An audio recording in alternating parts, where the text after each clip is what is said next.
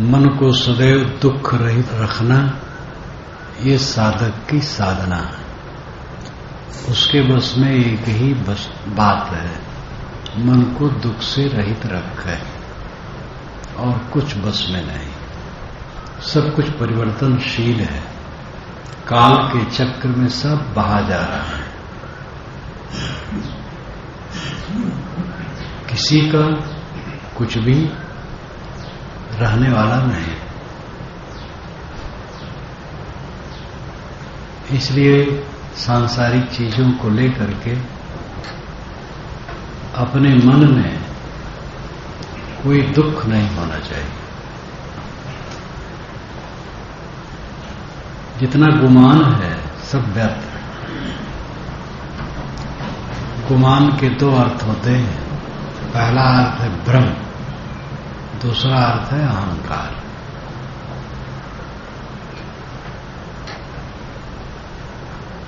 भ्रम को गुमान कहते हैं। ये अरबी या फारसी का शब्द होगा। भ्रम भ्रम ही है और अहंकार भी भ्रम ही है। गुमान, भ्रम और अहंकार ये दो अर्थ प्रकट करता है। भ्रम उसे कहते हैं कि रहे कुछ और दिखाए कुछ।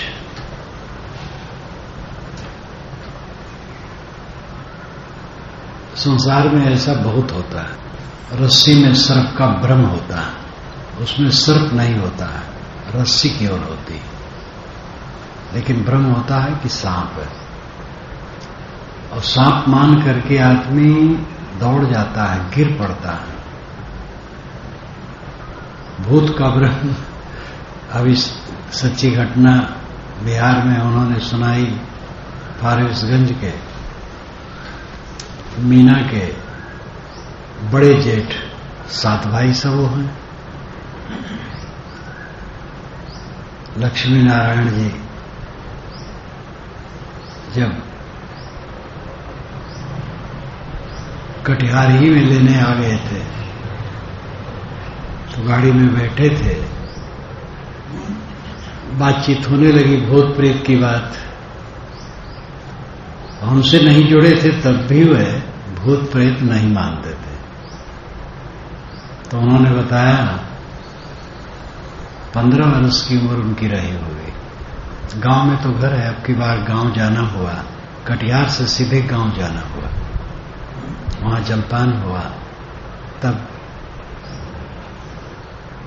जहां कार्यक्रम था वहां गए तो उन्होंने कहा कि भैंस लेकर के चराने गया। 3 बजे रात भैंस को छोड़ दिया, चरने लगे। एक खेत में लेट गया। 3-4 लोग आए। उन्होंने कहा कि यहां रात में कोई लाश नहीं पड़ी थी, इतने टाइम कौन लाश डाल गया है। तो ये आवाज करने से उनकी नींद खुली, तो ये बैठ गए। तो लोग अत्यंत भयभीत हो गए कि ये मुर्दा उठ के बैठ गया, प्रेत हो गए, और भगे जोर से चारों। तो ये सोचे कोई भय की चीज होगी, हम भी भगे, तो ये भी भगे उनके पीछे। तो ये सोचे कि 4 लोग हैं, हम दौड़ करके उनका साथ कर लें, अकेले पीछे रहेंगे कोई आफत आ जाएगी। और वो सोचे कि ये प्रेत बिल्कुल हमारे पीछे बड़े जोर से हो गया। तो उन्होंने बताया साहब गिरते पड़ते जो दाग है, रक्त शरीर में हो गया कई जगह, वो आज भी दाग है। अब आज उनकी उम्र 68 वर्ष की है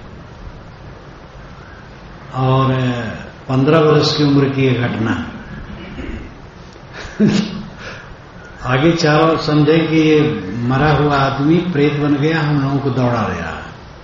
और ये सोचे कि ये लोग भागे हैं तो कुछ भय का कारण है, तो हम इनका साथ पकड़ लें तो सहारा हो जाएगा 4 का। भागते भागते गांव के पास गए। जब कुल परिचय हुआ तो सब सरल हो गए, क्या तमाशा है। ये भ्रम। दूसरा भ्रम भूत का ही भ्रम, ये मैंने सुनाया भी है। मेरे जन्म स्थान की बात है। वहां से उत्तर तरफ भड़रिया नाम का गांव है, उत्तर और पश्चिम कोण पर, ज्यादा दूर नहीं है, 1.5 किलोमीटर होगा। वहां बाजार लगता है। राम समझ बनिया अपना सौदा लेके बेचने गए। वह उनकी उम्र 50 की रही हुई। चुन्नीलाल सोनार बुजुर्ग थे, बाजार गए थे। चुन्नीलाल थोड़ा थोड़ा सनकी स्वभाव के थे। मुझे याद है कांग्रेस कमेटी के वह कोषाध्यक्ष थे, घर के पास ही घर था, बड़े मनोरंजक थे, थोड़ा थोड़ा सनकी थे, बुजुर्ग थे वे उस समय। बाजार से वो चल दिए, शाम हो गई थी। रास्ते में पेड़ों का एक छोटा सा बाग है, बहुत से पेड़ लगे हैं झुरमुट का। लक्ष्मण बाबा वहीं रहते थे, जो पहले चोर थे, पीछे चोरी छोड़ दिए थे और काफी लंबी आयु में वो मरे थे। जब मैं होश में आया और उनसे मिलने जुलने लगा, उसके बहुत पहले चोरी छोड़ दिए थे। प्रतिभावान थे, अनपढ़ थे, लेकिन खराब की तरफ भी करने वाला प्रतिभावान होता, वैसे थोड़ा होता है। बड़े अच्छे लगते थे। वे मरे तो लोगों को यह हुआ कि वो प्रेत हो गए, और रात में कोई उधर आवे जाए तो बहुत सनका रहा। चुन्नीलाल उसी से चले और मुड़े। पीछे राम समझ बनिया अपना बोकचा पीठ पर लादे आ रहे थे। अंधियार थोड़ा थोड़ा हो गया था, काफी अंधियार। चुन्नीलाल सोचे कि प्रेत आ रहा है, और उनको भ्रम हुआ जो आगे जा रहा है ये प्रेत। चुन्नीलाल को ज्यादा भ्रम, ये थोड़ा सनके भी थे। अब वो बराबर आ रहा है तो ये सोचे कि अब रुकना ठीक नहीं, लौट करके चढ़ बैठे, देखा जाएगा। तो चुन्नीलाल लौट पड़े। वो सोचे राम समझ के आ रहा है प्रेत, तो बोकचा नीचे रख दिए, देखा जाएगा। पहुंचे, बस कंधा लगा दिए, दोनों लड़ने लगे। चुन्नीलाल बेचारे बुजुर्ग थे, गिर गए। राम समझ उनको चढ़ बैठे। अब चढ़ बैठे, वो चल रही है उनकाई, और कोई बोल नहीं रहा है। इतने में चुन्नीलाल नीचे थे तो उनके मुख से आवाज निकल आई। ऐसी न आवाज निकली, पहचान गए, ये चुन्नी काका। तो के राम समझ भैया, अरे तुम हो?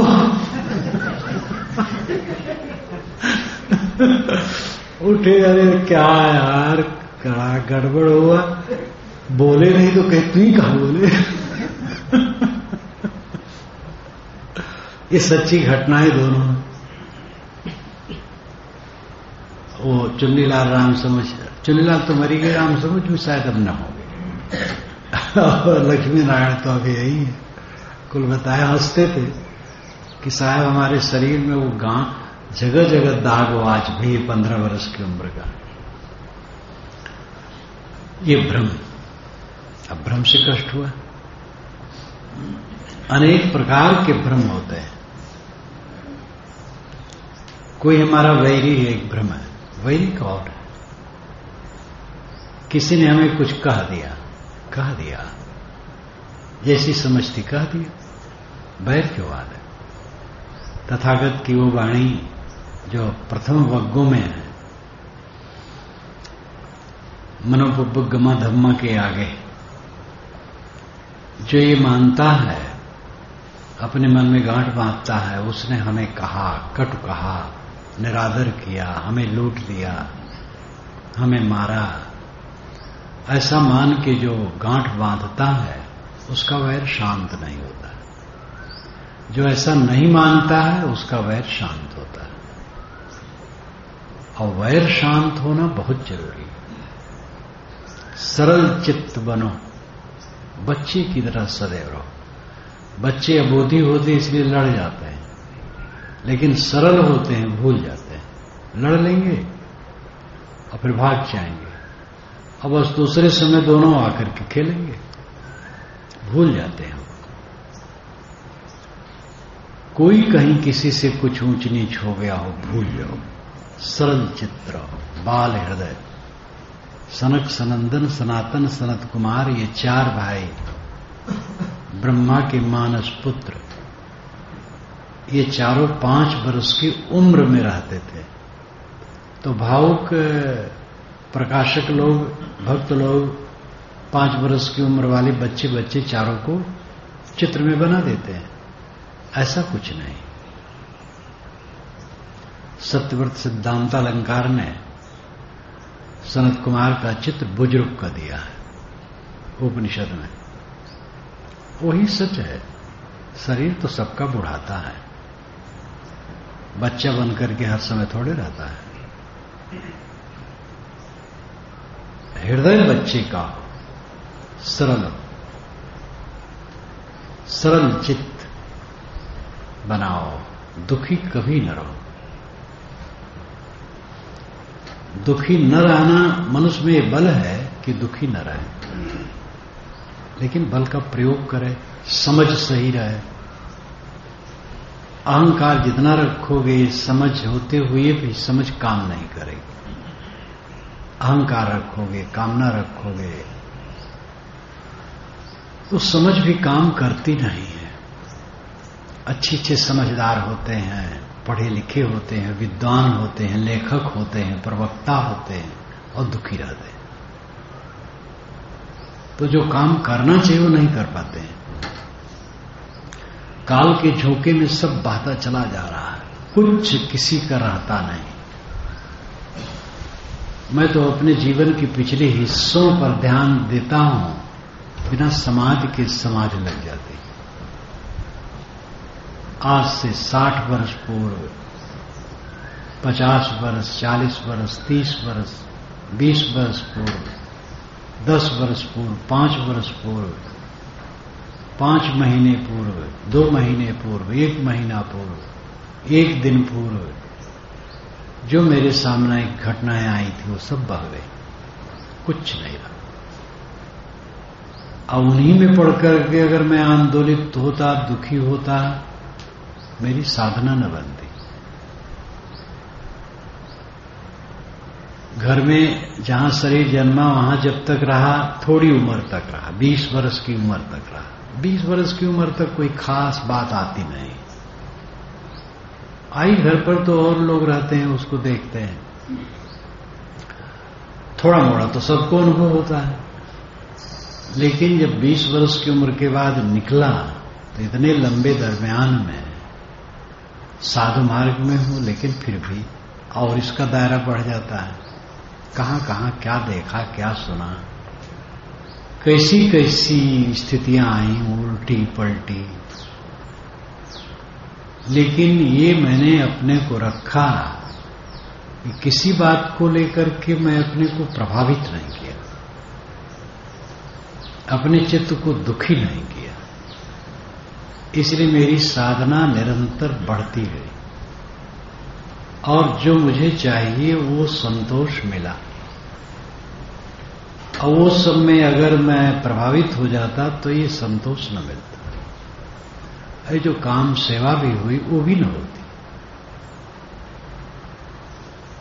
जब तक कोई अपना संतुष्ट नहीं रहेगा, बाहर की सेवा भी वो क्या कर पाएगा।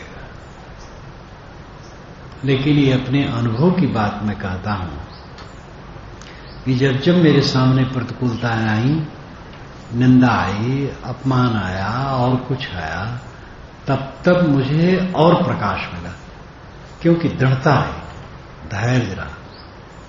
और अपने मेरे प्रति जो उल्टा कहने वाले थे उनके प्रति मेरे मन में कभी वैर नहीं हुआ, गांठ नहीं बांधा। जब संजोग पड़ा तो उनसे मिला, हंस के बोला, उनका आदर किया, सत्कार किया, अच्छा बर्ताव किया।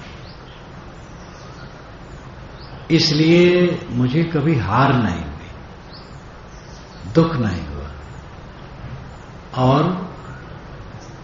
स्थिर सुख में घटता बढ़ता नहीं, बाहरी चीजों को लेकर के भी घटता बढ़ता नहीं। कभी कभी मैं कहता हूं, ऐसा यही स्थापन हुआ इलाहाबाद में। ऐसा समय था कि टीपे में गेहूं या चावल रहता था, कनस्टर में, और बनाए खाया जाता था। एक दिन गेहूं उबाल के खाया था, चावल थोड़ा था, पानी खूब बरस रहा था, मूसलाधार, आने जाने का साधन मुश्किल था, गेहूं पिसाने जाना मुश्किल था, चावल थोड़ा था। तो मैंने कहा चावल भात बना के हम लोग खा जाएंगे, अगर अतिथि आ जाए तो जो आएंगे उतरेंगे, भीगते भागते आएंगे। गेहूं था तो गेहूं, मैंने कहा गेहूं उबालो। अब चना होता, मटर होता, अरहर होता तो उसको उबालना भी सरल, खाना भी सरल। गेहूं को तो रेड़ी की तरह बहुत देर तक उबाले तो भी वो बढ़िया नहीं उबला, लेकिन वही हम लोग खाए। फिर निकल गया, शाम तक दूसरे दिन गेहूं पिसा लिया गया। बहुत सब कुछ संक्षेप में रहा। एक टाइम भोजन बनाते थे, अस्ताना जी सूरज चुड़े थे, कहाँ शाम को भी कुछ बनना चाहिए, जो कुछ बच जाए वही धरे रहे, थोड़ा मोड़ा खा लें। लेकिन जो उस समय का सुख था वो कम नहीं था। इस समय वो सुख बढ़ा नहीं, क्योंकि उसमें बढ़ने कोई चांस नहीं। जितना ये कुल हो गया है इसका 50 गुना हो जाए तो भी वो सुख बढ़ेगा नहीं, और ये सब न रहे तो भी वो सुख घटेगा नहीं। स्थिर संतोष सुख, आत्म संतोष का सुख पूरा मिल जाने पर वो न घटता है न बढ़ता है। हां, अगर साधना में सावधानी करे तो घटेगा। अगर असावधानी किया, सदगुरु विशाल साहब से मैंने पूछा, क्या गुरुदेव जीवन मुक्त भी भटक सकते हैं? कोई उत्तर वे रुक के देते थे। कुछ भी कोई पूछ गए, साधारण व्यवहार की भी बात पूछे, यद्यपि व्यवहार की बात पूछने को कोई गुंजाइश नहीं रहती थी, ये कुछ भी पूछे तो थोड़ा रुक करके बोलते थे, कम बोलते थे। तो कहे कि अब कोई असावधानी करेगा तो क्यों नहीं बिगड़ेगा, लेकिन जीवन मुक्त असावधानी नहीं करता। उससे बड़ा सुख कुछ है ही नहीं, उससे बड़ी कोई उपलब्धि है ही नहीं। जीते जीते मुक्त रहना, यही तो जीवन मुक्त है। और जीते जीते मुक्त रहने का अर्थ है अपने मन के सारे विकारों को जलाए रखना। विकार ही बंधन है, विकार जला है बस मुक्त है। जिसके सारे विकार जले हैं और जो अनंत संतोष सुख में विहरता है, उसको कैसे छोड़ेगा? उससे बड़ी उपलब्धि और क्या है कि जो प्रमाद करे उसके लिए। तो उस अवस्था में पहुंच करके प्रमाद होगा ही नहीं, और मानव प्रमाद करे तो भटक जाएगा। इसीलिए उन्होंने भगवान के 13 सोरठों में जो वंदना शुरू की है, उसमें एक सोरठा है, जब लग है या दें प्रारब्ध भुलावन पूर्व की, तब लग सूत्र मने विनय करो ये स्वार्थ हित। जब तक ये शरीर प्रारब्ध भुलावन है तब तक कहीं मैं भटक न जाऊं। इस स्वार्थ के लिए मैं विनय करता हूं। डर करनी, डर परम गुरु, डर पारस, डर सार, डरत रहे सोबरे गाफिल खाई मार। ये कबीर साहब की साकी। डर करनी है, डर परम गुरु है, डर पारस है, डर सार है। जो डरता रहता वो उबरता, गाफिल खाता वो मार खाता। गाफिली, असावधानी, प्रमाद, किसी प्रकार का प्रमाद मत करो, कोई असावधानी मत करो। ज्यादातर जो यहां साधक हैं उनको भोजन और वस्त्र की चिंता नहीं। गृहस्थ लोगों को तो उसका प्रबंध स्वयं करना है। मानो उन्होंने भी काम किया है, उस प्रबंध से ऑटोमेटिक उनका चल रहा है, फिर भी देखना पड़ता है। जितने यहां साधक हैं इनको किसी को न तो भोजन की चिंता है, न वस्त्र की चिंता, न आवास की चिंता है। गृहस्थों को बाल बच्चों की चिंता है, विवाह शादी करना है, घर नहीं तो घर बनवाना है, सगे संबंधियों की चिंता है, उनसे मेल मिलाप रखना है। यहां के साधुओं को या कहीं भी साधु साधक हों ये भी चिंता नहीं, ये सब झंझटें खत्म है। इतना स्वतंत्र जीवन, इतने पर भी किसी को प्रमाद आवे तब फिर कैसे उसका निस्तार हो? न भोजन की चिंता, न वस्त्र की चिंता, न आवास की चिंता, और परिश्रम करके आए हो सब तो बाल बच्चों की चिंता तो है ही नहीं। तप है वो, सबके परिश्रम का फल है भाई कि जो झंझट काट के आए हो, और निर्वाह की चिंता नहीं है। फिर कौन चिंता? किसी ने कुछ कह दिया इसलिए दुख हो गया, किसी के व्यवहार से अपने को अच्छा नहीं लगा इसलिए दुख हो गया। अब ये सब दुख में जो अपने को दुखी करेगा कौन उसका उद्धार करेगा? बड़े बड़े बंधनों को काटना है, काम वासना, क्रोध वासना, अहंकार वासना, लोभ वासना, जो सूक्ष्म रूप में गहराई में गड़े हैं, इनको निकालना है। हल्की फुल्की चीज व्यवहार में ऊंच नीच कहीं हो गया, भ्रम बस, उसको लेकर के जो पछता रहेगा क्या साधना करेगा? बिल्कुल बाल हृदय रहो हर समय, और काम वासना को दूर रखो, क्रोध को दूर रखो, तामस को दूर रखो, कटु वचन कभी भी कटुक वचन मत बोल रहे। कोई कह दे कटु, लेकिन स्वयं कटु हम न कहें। कह दिया, असावधानी उससे हो गई, हम भी असावधान न हो। वो तो ऐसा ही हुआ, तो मत हो बयान, वो निर्गुणिया तय गुणवंता मत ये कह में सान। और फिर अपने अपने भाव से हानि लाभ होता है। अपने भाव से हानि हो, अपने भाव से लाभ है। भाव शुद्ध करने हिते संत बंद मन थाब, ये विशाल देव ने कहा। अपनी कुभावना से अपना नुकसान होता है और अच्छी भावना से अपना कल्याण होता है। अपने भाव को पवित्र करने के लिए हम संतों की वंदना करते हैं, उनका आश्रय लेते हैं।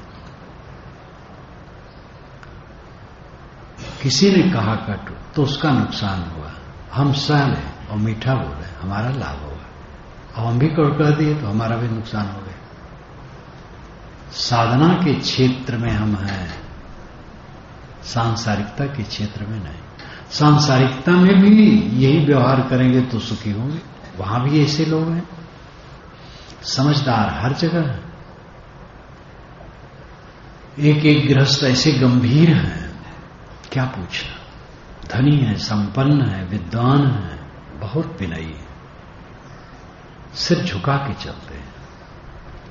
अब ऐसे सभी कोई जानते हैं, हम कई को जानते हैं।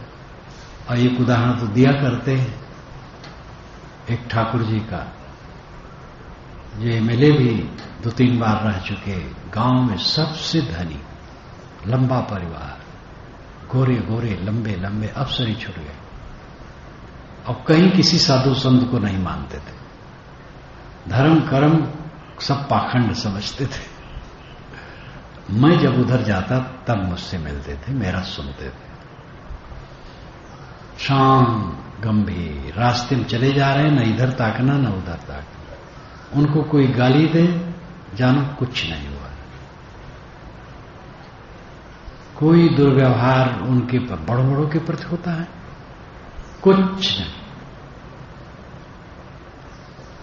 जिनकी आज्ञा मात्र से, फोन मात्र से कलेक्टर और कप्तान आ जाए, कुछ नहीं। उनको उनके एक लड़के ने होली के दिन जा करके गाड़ी उठाया और कई लोग गए और दूसरे ठाकुर से लड़ गए, पीटे गए, वो भी ठाकुर रहे। तो कहे कि बाबूजी आप फोन कीजिए। तो उन्होंने अपने बच्चों को डांटा, कहे कि फोन क्यों करें कप्तान को, कलेक्टर को, इन लोगों की गलती है। गए, दूसरे के साथ दुर्व्यवहार की तो पीटे गए। अच्छा हुआ कुछ नहीं, शांत अद्भुत थे। कहे मैं ब्रह्मभोज नहीं करता। एक ब्राह्मण ही मुझसे कह रहे थे, तो ज्यादा बोलते नहीं थे, हंसते थे वो ब्राह्मण। कहे कि ब्रह्मभोज करूं तो ब्राह्मण लोग खाएंगे और जब लौटेंगे तब तमाम नुक्ताचीनी करेंगे, ये ठीक नहीं था, वो ठीक नहीं था। कुछ भी, सब धर्म कर्म का जो कुछ दिखावा कुछ भी नहीं, लेकिन असली धार्मिक थे। स्वाभाविक पता नहीं कितने जन्म के संस्कारी थे। पूरा जीवन, एक बार मैं प्रवचन कर रहा था तो वो आए, बैठ गए। उनके लड़का प्रिंसिपल थे। वो आए तो कुर्सी लेकर के हमारे पीछे दूर जाकर के किनारे बैठ गए। कोई बुरा नहीं था कुर्सी बैठना, और वे नीचे बैठे थे। जब वे देख पाए कि पिताजी नीचे बैठे हैं तो झट से उठ पड़े। फिर आकर के वो भी नीचे बैठे गए। मेरे विषय में उनकी बड़ी ऊंची धारणा, और मेरे विचार जब सुनने को पहुंच जाए, सब तरफ से समर्थ होते हुए पूरे जीवन में किसी से विवाद नहीं, राजनीति में भी रहे, किसी से विवाद नहीं, शांत। ये स्वाभाविक अनेक जन्मों के संस्कारों का फल था उनको।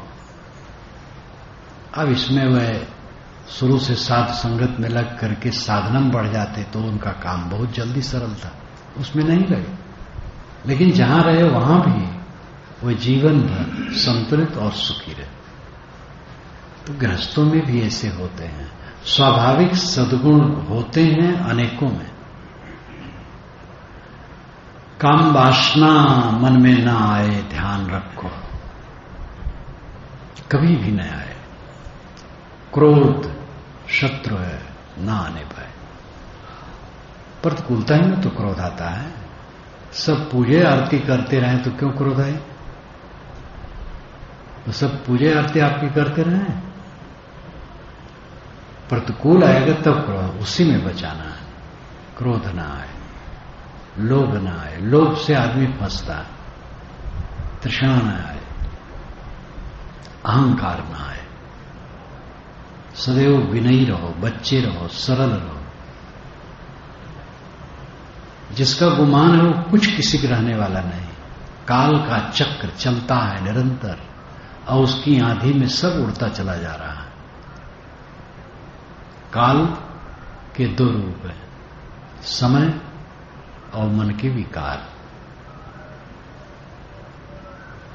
समय रूपी काल में सारे प्राणी पदार्थों का निरंतर परिवर्तन होता है, और मन के विकार रूपी काल में ये आदमी बह के कहां कहां चला जाता है। देखो, इसी समाज में आकर के जो मन के काल में पड़े वो कहां भटक गए, कहां कहां उड़ रहे हैं। बवंडर में तृण पड़े, और तृण न जमीन में रहे न आकाश में, बीच में घूमा करे, और अंत में जाके कहीं कूड़े कचड़े में जा पड़ जाए। अब ऐसे सुसभ्य समाज में आके जहां साधना, सत्संग, विवेक, विचार की बात है, और मैं ये प्रायः कहा करता हूं यहाँ के लोगों से कि भाई दोनों टाइम जो 2-2 घंटे बैठना होता है, इसमें कमी नहीं होनी चाहिए। लौकिक चीजें घट जाए कोई हर्ज नहीं, साधना न घटे, चित्त की प्रसन्नता न घटे, वैराग, ज्ञान, भक्ति, विनय, विनम्रता न घटे, जो साधुता है वो न घटे। यहां क्या था, हमारा कुछ था ही नहीं, खेत खात था, और यहां आए कुल हो गए। ये सब कुछ न रह जाए, तुम लोग ठीक रहो, फिर हो जाएगा। और अपने लोग गड़बड़ हो जाए तो कुल रह के क्या करें। इसलिए महत्व है मनुष्य का, जिसके लिए आए हो काम करने का, जीवन मुक्त सुख के लिए आए हो, जीते जीते मुक्त रहना, ये काम करो। शरीर का स्वास्थ्य और मन का स्वास्थ्य दोनों पर ध्यान दो। सदैव ध्यान रखो कम खाने का, कुछ कम खाया करो, टट्टी बंद करके आएगी। ज्यादा खाओगे टट्टी पतली हो जाएगी, अपच बढ़ेगा, कष्ट होगा। कभी कभार भूल हो जाए, सबसे भूल हो जाती है। मैं बताता हूं, बहुत सावधानी बताता हूं, लिखता भी हूं।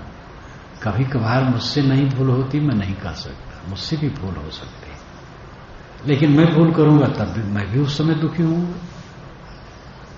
इसलिए ये कड़ाई बरतो अपने पर कि एक तो कड़ी भूख लगना चाहिए, कड़ी भूख में खाओ, कच्ची भूख में ना खाओ।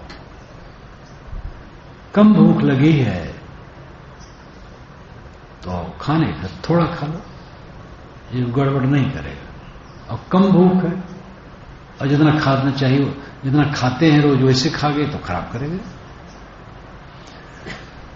और अगर कम भूख है वो न खाए तो और अच्छा है, कड़ी भूख लगे तब खाए।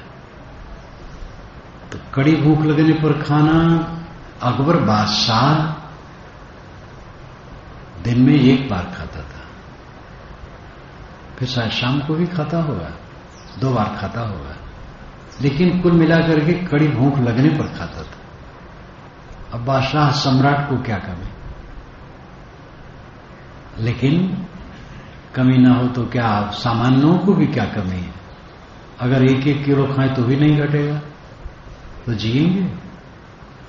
तो कम खाना बहुत जरूरी है, सदैव ध्यान रखो। और उसका यही सब वकील काटा है, कड़ी भूख लगने पर खाए, सुपाच्य चीज खाए, कम खाए, पर टट्टी बंद के आएगी, टट्टी उतरेगी साफ, शरीर प्रसन्न रहे, चित्त प्रसन्न रहेगा। तो स्वास्थ्य पर सब ध्यान रखें, खाने पीने में संयम रखने से वो सब ठीक रहेगा। और मन पर ध्यान रखो। जहां 4 जने हैं वहां ऊंच नीच कुछ हो सकता है, भ्रम हो जाता है, स्वभाव बस कुछ निकल सकता है। सबके पास स्वभाव है, स्वभाव में अच्छाई भी है, बुराई भी है। किसी में विनय का स्वभाव है, नम्रता का, मीठ बोलने का स्वभाव है, कट कभी उनके मुख से निकलता ही नहीं है। किसी में थोड़े बड़बड़ा जाते हैं। तो ये स्वभाव दोष भी होता है और स्वभाव गुण भी होता है। स्वभाव गुण जिसमें है उनको बड़ी सरलता है, और स्वभाव गुण एक दोष है तो दूसरा स्वभाव गुण भी होता है।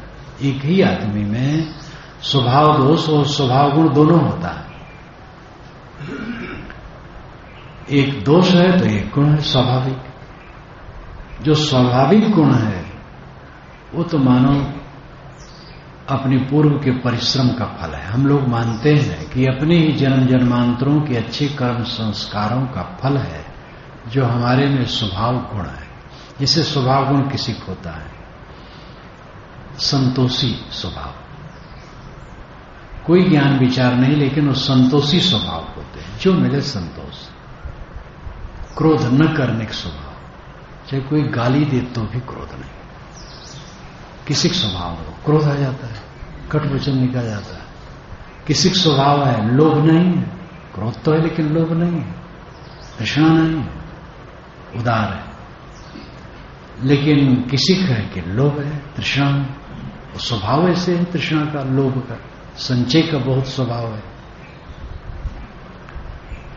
मनोविज्ञान में ये सब पढ़ाया जाता है बच्चों को। प्रायः बच्चे से ही पढ़ाया जाता है कि बच्चे लोग ही बच्चे हैं तो बहुत सारी चीजें को इकट्ठा करते रहते हैं। तो इसका मतलब है आगे भी ये चीजों को इकट्ठा ज्यादा करेंगे, खर्च कम करना चाहेंगे। तो मौलिक प्रवृत्तियां कुछ होती, स्वभाव कुछ होता है। मौलिक प्रवृत्ति की व्याख्या तो अलग है। स्वभाव मौलिक प्रवृत्ति तो भूख प्यास नींद। मनोविज्ञान ने भूलवश काम को भी मान लिया है मौलिक प्रवृत्ति। काम मौलिक प्रवृत्ति नहीं, मौलिक प्रवृत्ति वह है जिसके बिना न चले। भोजन के बिना नहीं चलता, पानी के बिना नहीं चलता, नींद लिए बिना नहीं चल सकता। तो भूख प्यास नींद मौलिक प्रवृत्ति है, काम भोग मौलिक प्रवृत्ति नहीं है, वो दैहिक संस्कार और मनोविकार है। इसलिए उसको जीता जा सकता है और जीत करके सुख से रहा जा सकता है। स्वभाव दोष और स्वभाव गुण सब में होते हैं। तो जो स्वभाव गुण है वो तो हमारे अपने कर्मों का फल अच्छा है और हमें सहज है, लेकिन जो स्वभाव दोष है उसमें मेहनत है, उसको जीतना चाहिए। किसी में आदत है बहुत बोलने की, किसी में आदत है बहुत कम बोलने की। बहुत बोलने वाले बेचारे पछताते हैं पीछे। एक सन्यासी आए, बड़े सरल, बड़े अच्छे लगे, बहुत साधु। उम्र उनकी मुझसे 2-3 वर्ष ज्यादा रही, 2-4 वर्ष मिले। जब तक बैठे रहे बोलते रहे, वो सब बढ़िया बोलते रहे, सब अच्छी बात बोलते रहे, विनय का। एक ही उदाहरण लो, अब हमें टिकट लेना है बस स्टैंड पर, तो पीछे खड़े हैं, आगे जाने की जरूरत नहीं, सबको मिलेगा, हमें भी मिलेगा। कोई हटा दिया और नीचे, ठीक है भैया, और हट जाते हैं। सब बात में उनके देखा संतोष, समझौता। जो बात करते रहे बहुत अच्छी करते रहे, घंटा भर बैठे रहे वो अपने बोलते रहे। चलने के समय हुआ, जलपान पान कराए तो कहे कि आप कुछ सुनाए, मैं तो बोलते रह गया, बड़ा गलत किया। मैंने कहा आप क्या सुनाऊं, आपने जो कहा है बहुत है, हम आप दोनों मनन करें कि अब अच्छा अब की बार होगा तो मैं बोलूंगा नहीं, आपका सुनूंगा। लेकिन 10-12 वर्ष हो गए नहीं आए, अब तो और बढ़ा गए होंगे। आदमी बहुत अच्छे, उनके स्वभाव से, बर्ताव से लगा बहुत संतोषी, धैर्यवान, विनम्र, बहुत बढ़िया। लेकिन बोलने की आदत किसी का बोलने का आते नहीं। बलदेव रहे कर्मा के, गुरु जी के दर्शन करें, जब वहां जाऊं तो गुरु जी के दर्शन करें। सांवले, घन सांवले, लंबे चौड़े, तगड़े शरीर के। मां अब अपना बस शादी नहीं किए थे, भैंस चराते थे। और गुरु जी के दर्शन करने एक बार आवे, गुरु जी चाहे 15 दिन रहे, 10 दिन रहे, एक दिन आवे, बंदगी करें और बैठ जाए, मौन। शायद पूछ ले तो 1-2 बात बोल दे, मौन। मालूम मूर्ति बैठी है, जान नहीं, शांत, नंगे बदन पर आ रहे हैं, धोती पहने रहे और नंगे बदन रहे, ठंडी ठंडी में कुछ पहनते होंगे। उनको मैं बोलते देखते नहीं था, और बोले बहुत गंभीर शब्द, बड़े प्यारे लगे। मैंने विवेक प्रकाश टीका में उनके नाम से कहानी भी लिखी। अब स्वाभाविक गुण उनका ये था। तो स्वभाव दोष, स्वभाव गुण होता है। दोष तो मनो हमें वरदान के रूप में मिले हैं, लेकिन जो गुण वरदान के रूप में मिले हैं, दोष ये दुखदायी। सब लोग अपने अपने स्वभाव दोष को देखें, कौन स्वभाव दोष है, उसको काटें, मांजें, रगड़ें। अपने मन को रगड़ो, नहीं तो मन आपको रगड़ेगा। दोनों में एक तो रगड़ा जाएगा पक्का। आप मन को रगड़ो या आपको मन रगड़े। अब अपने को रगड़ाना चाहते हो तो रगड़ाओ, अपने को अनाथकाल से रगड़ा ही जा रहे हो। मन को रगड़ोगे तो सुखी हो जाओगे, मन को न रगड़ोगे तो मन से रगड़े जाओगे। इसलिए सतत सावधान हो करके अपने मन को संभालो। जीवन में सबको टाटी बांधना है, जो रहते वो टाटी बांधते हैं, क्योंकि खाना है, पीना है, रहना है, बसना है। कबीर सीरियल में दिखाया गया है, कबीर की उम्र उस समय 30 से ऊपर होगी, घर जल गया है, पूरा झोपड़पट्टी चूल्हों का चल गया है, तो वो भी अपना मिट्टी, कच्ची मिट्टी से कहीं थोप रहे हैं, कहीं कुछ बना रहे हैं। जो रहेगा आखिर करेगा। हमारे एक गैवानंद संत थे जो पलटू साहब की शाखा के थे, लेकिन वो पारखी थे, तो मस्त अपने ढंग से थोड़ा रहते थे। अकेले घूमते घूमते आसाम की तरफ गए, तो कबीर सिद्धांत राम की पत्रिका काशी से निकलती थी, तो उसमें गैवानंद की चिट्ठी के नाम से उनके लेख रहते थे। तो उन्होंने लिखा कि आसाम में एकांत रहने के लिए बहुत बढ़िया है, कोई संत साधना करना चाहे तो बहुत बढ़िया है, लेकिन दो बात पर ध्यान देना पड़ेगा, हिंसकी जंतुओं से अपने को बचाना और भोजन का प्रबंध करना। यहां आसपास गांव नहीं, कहीं से मांग लावे तो लौकी का, कुमड़ा का, अमुक का बीज ले आवे और उसको बो दे, और उसको भी भाई संभाले, नहीं तो चल जाएंगे पशु। हिंसकी जंतुओं से बचाने के लिए एक मचान बनाना पड़ेगा, उस पर रहना पड़ेगा, झरने से पानी मिल जाएगा। तो वो सब पढ़ा तो मैंने कहा ये कौन एकांत है भैया, पूरी झंझट जहां हम हैं सहज भोजन मिल रहा है, निर्भय स्थान है, भक्तों में रहें, आश्रमों में रहें, और एकांत हर समय, बिल्कुल एकांत के लिए भी समय समय से बैठ लेते हैं, और जहां है वहीं एकांत है।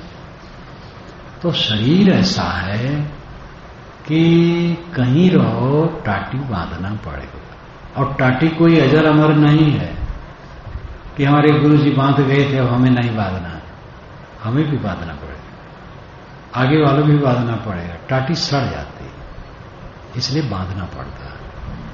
टाटी एक लाक्षणिक बात हुई, घर द्वार बनाना, जगह साफ करना, प्रबंध करना, खाना पीना, खाने पीने के लिए प्रबंध करना, ये टाटी सबको बांधते रहना पड़ेगा। सदा के लिए कोई टाटी बांध के नहीं जा सकता।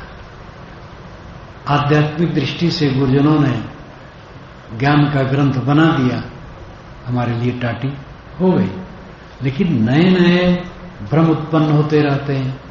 उनके निराकरण के लिए वर्तमान के योग्य साधु साधकों का कर्तव्य होता है कि वे भी निर्णय करते रहें।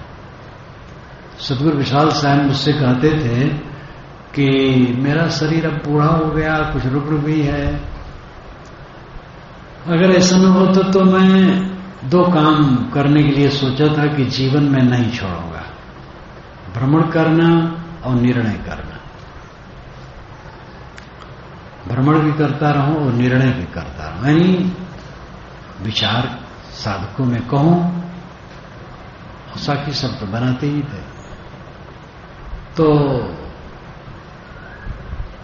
साहब का शरीर तो 93 वर्ष की उम्र में छूटा था, लेकिन ऐसा कुछ उनको रोग नहीं था जिनको भयंकर रोग कहते, हल्का फुल्का कुछ रहता था। पुराना शरीर होने पर हो ही जाता। गर्मी उनके शरीर में रहती थी और चलते फिरते शरीर छूट गया। खाट पर पड़ना नहीं पड़ा, उठाना बैठाना नहीं पड़ा। 93 वर्ष की उम्र में मैं जब उनका शरीर छूटा है फरवरी में, मैं नवंबर में उनके पास था। एक सुबह उनकी आदत थी, कहते नहीं थे, लोग सावधान रहते थे, पानी पात्र में रख लें, उनके लिए कुछ जलपान रख लें, कहीं सत्तू या चना भुना हुआ कुछ फल, और आसन उसन सब सावधान रहते थे। साहब उठे, खड़ाऊं पहने और लपटी ले बच्चा। फिर हम लोग पीछे दौड़े, तो हम 2 या 3 लोग गए और साहब धीरे धीरे धीरे धीरे चलते रहे। एक कुआं पर पहुंचे, वहां शांत एकांत रहा, छोटी छोटी गिट्टी पड़ी थी, बीच में थोड़ी थोड़ी घास। अच्छा संयोग से वहां आसन ही नहीं ले गए थे कोई, ऐसे घूमने गए थे, कहीं कुछ न था। तो बैठने का मन हुआ तो मैं चद्दर ओढ़े था, चौपड़ के बिछाना चाहा, तो कह रहा है देखो सब तनक आदत है, यानी ये मत बिछाओ, हमारी आदत सब प्रकार की। तो मैंने अपनी साफी बिछानी चाहिए, तो वो अपनी साफी होती है, तो उन्हीं की साफी बिछा दी पतली सी, उसे बैठ गए और 1 घंटा बैठे रहे, वैराग की बात करते रहे। फिर उठ पड़े, चल दिए। हम लोग पीछे पीछे चले आए। तो उस उम्र में भी उनका हाथ नहीं पकड़ना पड़ता था, स्वयं उठते थे, चलते थे। निर्णय करना, संतजन सदैव निर्णय करते रहे। ज्ञान के ग्रंथ बहुत पहले से सब तैयार हैं, गुरुजनों ने टाटी हमारे लिए बांधती है, लेकिन निर्वाह वाला तो हर समय करना पड़ेगा। और ग्रंथों में भी, ज्ञान में भी सब समय साधक गाते, सुनते, लिखते, पढ़ते हैं ही। तो भाई टाटी तो सबको बांधना पड़ेगा, लेकिन वो टाटी क्षणभंगुर है, बनेगी बिगड़ेगी। जो जब है टाटी बांधते रहे, अपना काम करते रहे, वही चिंता न करे आगे कौन टाटी बांधेगा। जिसको टाटी के घेरे में रहना होगा बांध लेगा, न रहना होगा न बांधेगा। आपको क्या चिंता है? जिनको खुले में रहना होगा न छत ढालेंगे। आप चिंता न करो, हो और अपनी टाटी बांधो, निर्वाह का काम करो, विवेक से जियो, मन को प्रसन्न रखो। कुछ किसी का रहने वाला नहीं, कुछ भी नहीं रहेगा, सब काल के झोंके में बहता चला जा रहा है। और जिसका गुमान है हमें, वो बिल्कुल झूठा है। रतन का जतन कर माणी का श्रृंगार, आया कबीरा फिर गया, झूठा है अहंकार। एक साखी, एक दोहा, एक मंत्र, एक श्लोक ऋषियों ने, संतों ने, साधकों ने किसी भाषा में कहा है, संस्कृत में, अरबी में, फारसी में, इंग्लिश में, सब भाषा में, और सब देश काल में कम बेश सब कहे। और लौकिक दृष्टि से संतोष कहां मिलने वाला है? यूरोप के अच्छे अच्छे विद्वान, मुझे इस समय याद नहीं है नाम, बड़ा दार्शनिक जो पढ़ाया जाता है, उसकी पुस्तक प्रकाशित हुई तो वर्षों बाद प्रकाशक ने उनको पत्र लिखा कि थोड़ी पुस्तकें 60 या कितनी बताई बिकी, बाकी रद्दी में बेच दिया।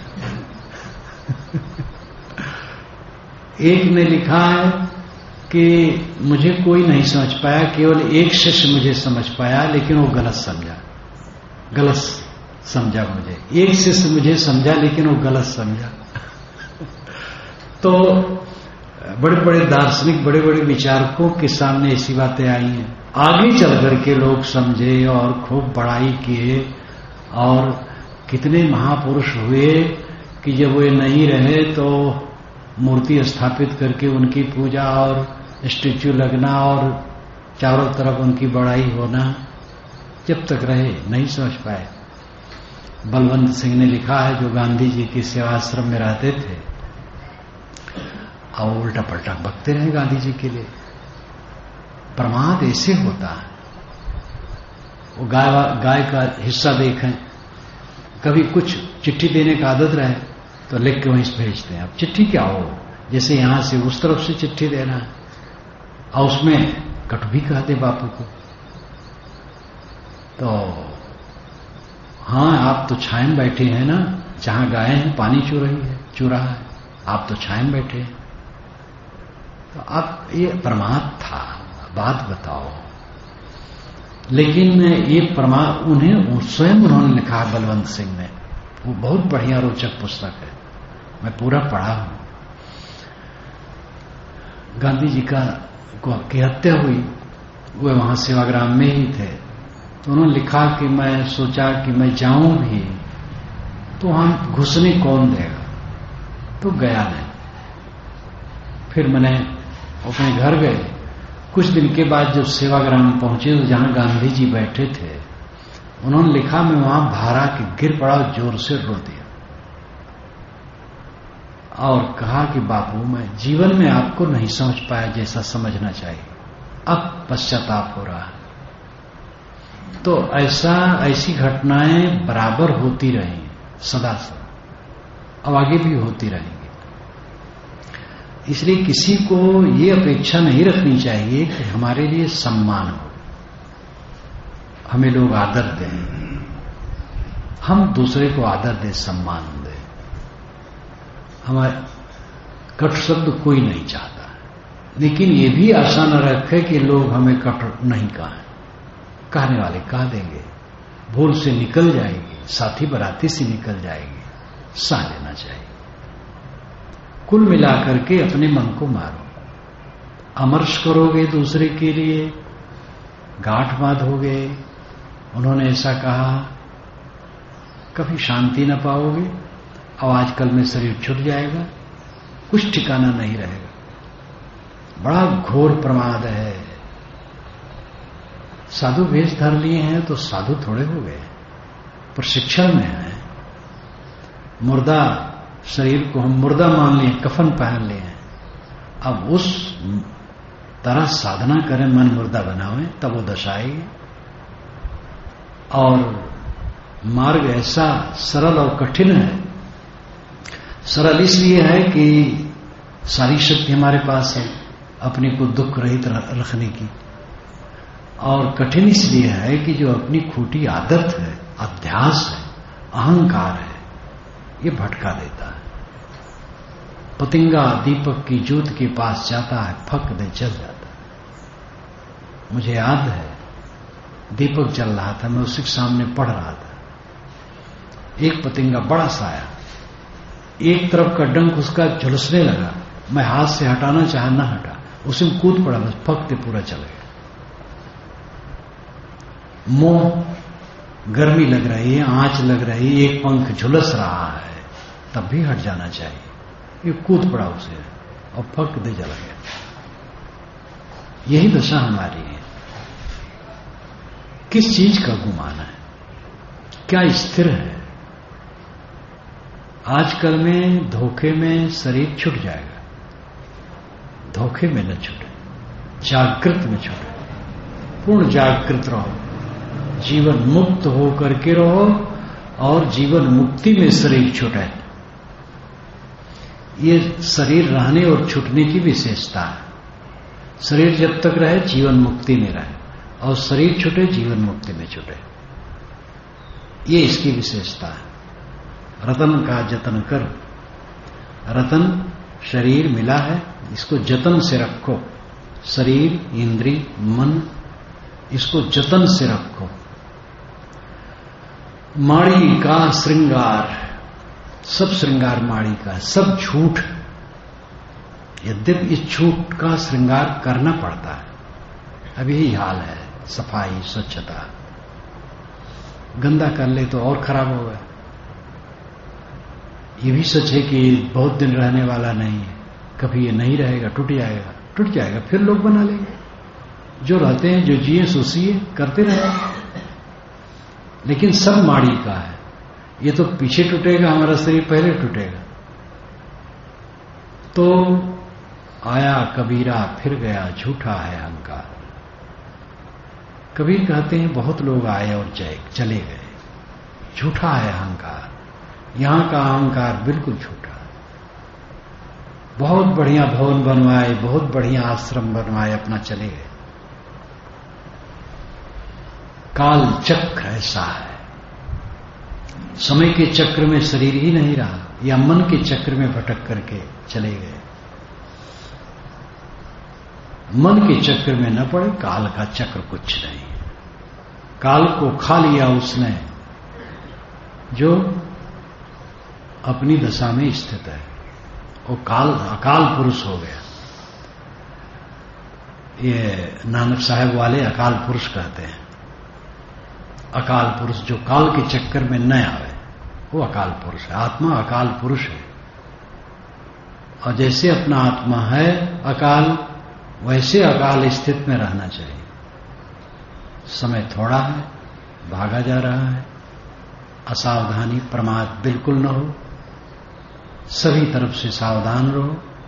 शरीर के स्वास्थ्य के लिए सावधान रहो, मन के स्वास्थ्य के लिए सावधान रहो, और ये अपना उद्देश्य सामने रखो कि दुख रहित जीवन बिताने के लिए यहां व्रत लिए हैं।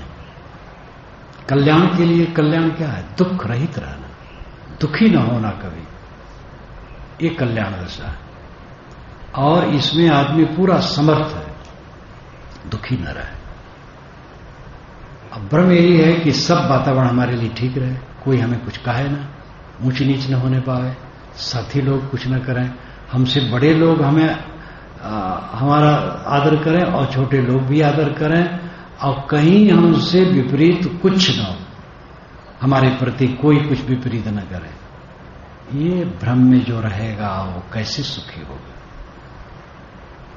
जब हम स्वयं अंते तंते कर देते हैं, स्वयं भटक जाते हैं समय से, तो दूसरा कभी कोई भटक गया, उसके लिए क्या मर्श करते हो? अपने को संभालो, अपने को देखो और दुख रहित मन बनाओ हरदम।